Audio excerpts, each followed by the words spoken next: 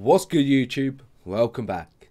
Today it is Lazy Daze Tubby doing some more solo reactions for you guys on my solo channel, and we are back on some Caesar Gallic Wars and Civil Wars.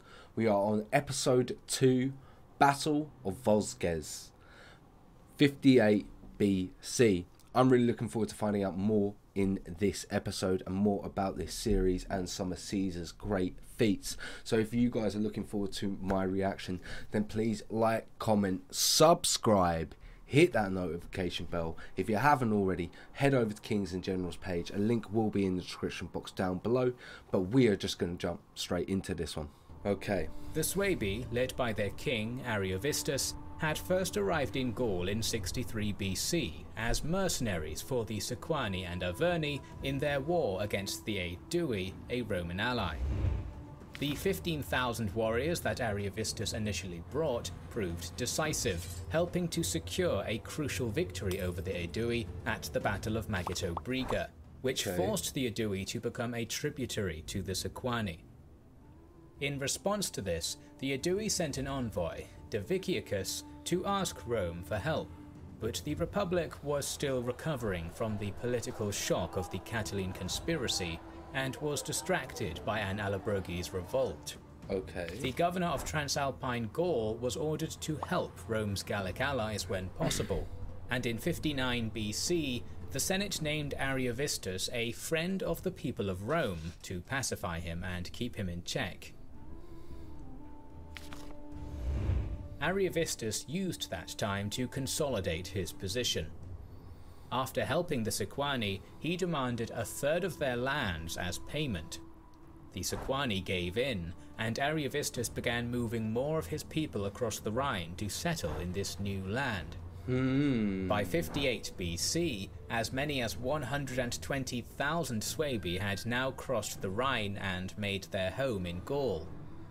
Furthermore, Ariovistus was demanding more Sequani territory in order to settle an extra 24,000 Germans, and had been taking hostages in order to keep the Sequani and Aedui obedient. Something had to be done. Following his victory over the Helvetii, Caesar had taken some time to rest in Bibracte. Whilst encamped there, he was visited by a council of Gallic leaders and diplomats, led by Diviciacus.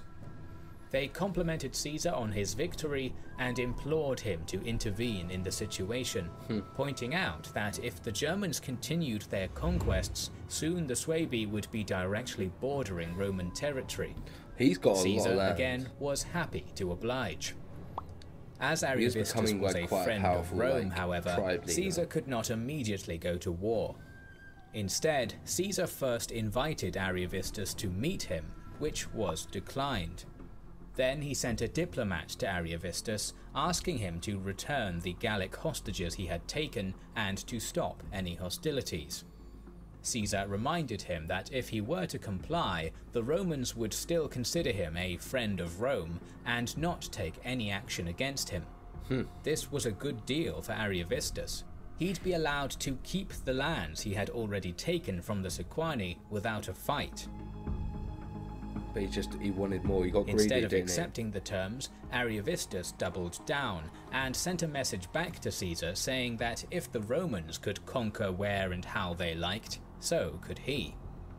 At the same time, the 24,000 new Germans who had crossed the Rhine were allowed to raise and pillage the Gallic lands as they pleased, with more Germans preparing to cross the river to join Ariovistus.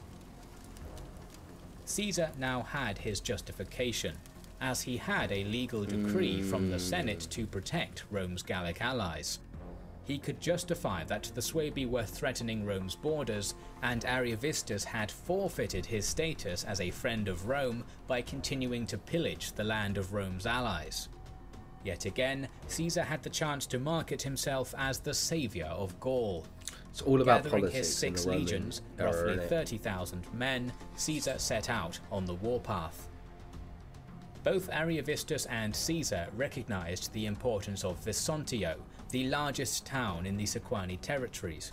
Well fortified and well supplied, it would be crucial to the war effort. Both forces began marching to the town. However, the Romans, marching day and night, were able to get there first. Caesar rested there briefly while supplying the legions. Good. But as they rested, rumours began reaching the men of the strength and ferocity of the Germans. Even some of Caesar's officers began having their doubts, and it almost seemed as if Caesar would have a mutiny on his hands. Caesar was, however, able to restore order by insisting that he would face Ariovistus with just his most trusted 10th Legion if none others would follow. I just need my legion, the 10th Legion. That's all I need. That's strong.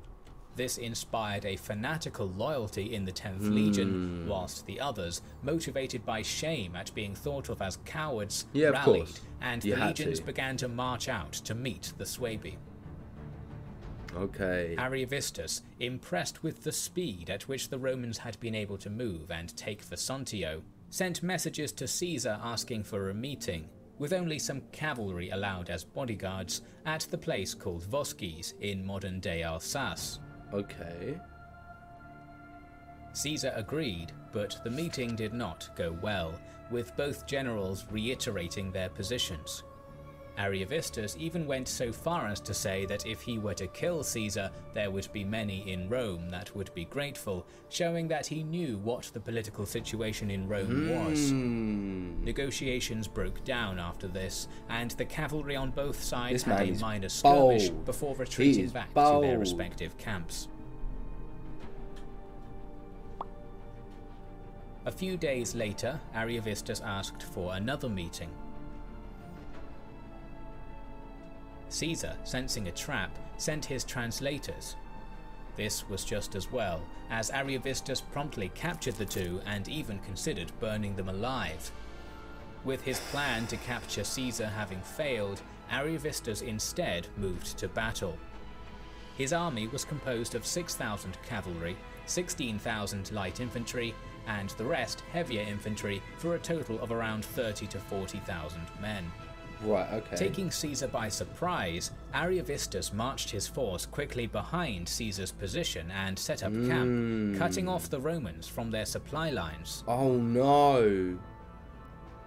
For 5 days, Caesar drew out his army in battle formation, willing to give battle, but Ariovistus was content to wait and strangle Caesar's supply line, only engaging in cavalry skirmishes. The Suebi cavalry fought in a unique fashion. For every horseman, there was an infantryman mixed into their formation. These men were lightly armed in order to keep up with the cavalry, and together provided a flexible and difficult force to handle, and the Roman cavalry got the worst of the fighting. Caesar, knowing that he would have to do something to break the stalemate, or else risk being starved out, formed his legions into 3 lines. He marched this force past the Suebi position and ordered the 3rd line to begin construction of a 2nd camp, whilst the first 2 lines formed up to defend them. Ariovistus sent all of his light infantry and cavalry to harass the legionaries, but seemed reluctant to commit his entire force, and so they were easily held off by the Romans. With the 2nd camp complete, Caesar left 2 legions and part of his auxiliaries to defend it, whilst his other 4 legions returned to the main camp. Realizing that Caesar would now be able to use this 2nd camp to reconnect with his supply line, Ariovistus sent part of his army to attack this 2nd camp. The fighting was tough, lasting from midday into the evening, but eventually the Romans were able to repel the attack and even took some prisoners. Upon questioning these Suebi, Caesar learnt that Ariovistus had apparently been told by his priests not to commit his army until after the new moon, which was why he had not used his whole army to prevent the legions constructing their 2nd camp. So yeah, I would march at that point. Having learnt this, Caesar decided to go on the offensive. Leaving a small garrison in each camp, Caesar formed his 6 legions into a triple-axis formation with his cavalry in reserve and marched on the Suebi camp. the Germans came out to meet him, forming their wagons and baggage train into a semicircle behind them, their women standing on them urging the men on.